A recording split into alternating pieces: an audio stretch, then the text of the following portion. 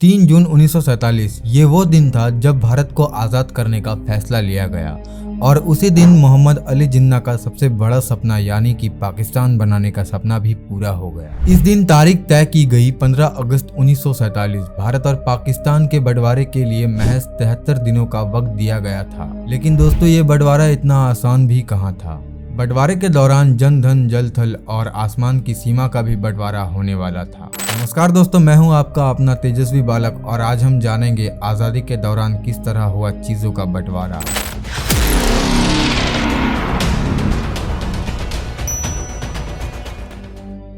भारत का विभाजन माउंटबेटन योजना के आधार पर निर्मित भारतीय स्वतंत्रता अधिनियम 1947 के आधार पर किया गया। इस अधिनियम में कहा गया कि 15 अगस्त 1947 को भारत व पाकिस्तान अधिराज्य नामक दो अलग अलग देश बना दिए जाएंगे और उनको ब्रिटिश सरकार सत्ता सौंप देगी। 15 अगस्त 1947 की आधी रात को भारत और पाकिस्तान कानूनी तौर पर दो स्वतंत्र राष्ट्र बने, लेकिन पाकिस्तान की सत्ता परिवर्तन की रस्में 14 अगस्त को कराची में की गई ताकि आखिरी British viceroy Louis Mountbatten Karachi और नई दिल्ली दोनों जगह की रस्मों में हिस्सा ले सके।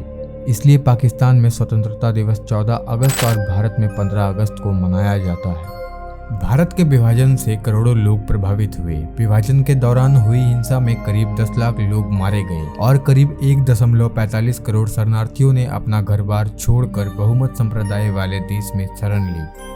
देश को 15 अगस्त 1947 को आज़ादी मिली थी। भारत के पहले प्रधानमंत्री पद की नियुक्ति के लिए जवाहरलाल नेहरू का नाम तय था, तो पाकिस्तान की संविधान सभा ने मोहम्मद अली जिन्ना के नाम को वहां के पहले राष्ट्रपति के रूप में मंजूरी दी थी। जब देश का बंटवारा हुआ तो सिर्फ जमीन ही नहीं बल्कि देश की संपत्तियां भी बांटी गई थी। भारत पाकिस्तान बंटवारे के दौरान जन और धन के साथ कुछ ऐसी संपत्तियों का भी बंटवारा हुआ जिन पर यकीन करना मुश्किल है। आइए देते हैं उन संपत्तियों की जानकारी। 1947 में जब तत्कालीन भारत का बंटवारा हुआ तो दिल्ली में दो लोगों को धन संपत्ति के बंटवारे, उसके नियमों और शर्तों को तय करने की जिम्मेदारी सौंपी गई। इसमें भारत के प्रतिनिधि थे H.M. पटेल और पाकिस्तान के चौधरी मोहम्मद अली को ये अधिकार दिया गया था कि वो अपने अपने देश का पक्ष रखते हुए इस बंटवारे के काम को आसान करे। भारत पाकिस्तान बंटवारे के दौरान जन धन जल थल और आसमान की सीमा का भी बंटवारा हुआ था। कुछ संपत्तियों के बंटवारे की कहानी आज भी हैरान करती है। ये काम आसान नहीं था, फिर भी दूरदर्शी अधिकारियों ने ये काम पूरा कराया।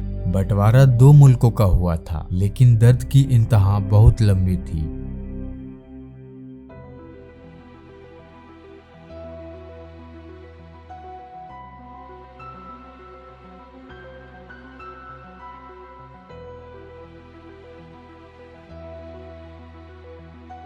आज़ादी के बाद भारत में रह गई ब्रिटिश वाइसराय की बग्गियों का बंटवारा सिक्का उछाल कर किया गया। इस दौरान 6 भारत को और 6 बग्गी पाकिस्तान को मिली थी। इसमें गवर्नर जनरल्स बॉडीगार्ड्स नाम की रेजिमेंट की मशहूर बग्गी भी शामिल थी, जिसे लेकर दोनों पक्षों के बीच सहमति नहीं बन पाई। दरअसल दोनों देश इसे अपने पास रखना चाहते थे। तब कमांडेंट और उनके डिप्टी ने विवाद को सुलझाने के लिए एक सिक्के का सहारा लिया। टॉस भारत ने जीता और इस तरह की रॉयल बग्गी भारत के हिस्से में आ गई। देश में स्थित राष्ट्रीय पुस्तकालयों की किताबों का भी बंटवारा हुआ। इस दौरान एक डिक्शनरी को फाड़कर दोनों देशों के बीच आधा आधा बांटा गया।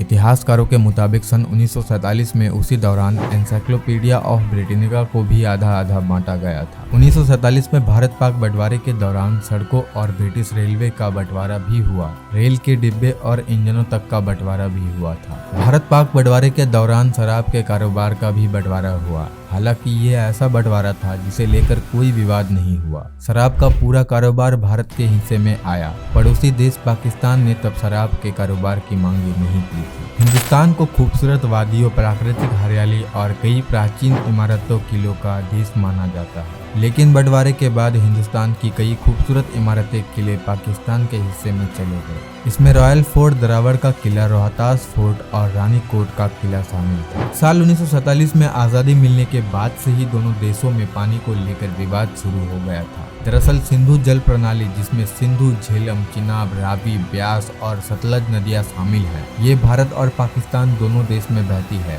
सरहदें बटी तो नदियों का भी बंटवारा हो गया।